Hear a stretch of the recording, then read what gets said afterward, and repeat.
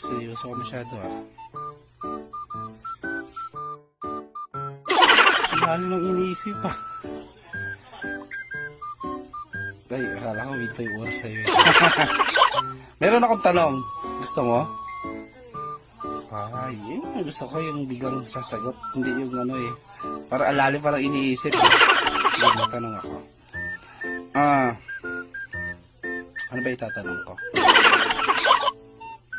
May kwento ako.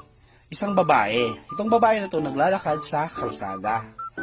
Ngayon, naglalakad sa kalsada itong babae na to, nakapulot siya ng 1,000. So, tuwang-tuwa siya. Ngayon, nung kinuha 1,000, naglakad ulit siya. Nang naglakad siya, nakita niya yung bata na umiiyak. Ito ang tanong. Bakit nalunod ang kambing?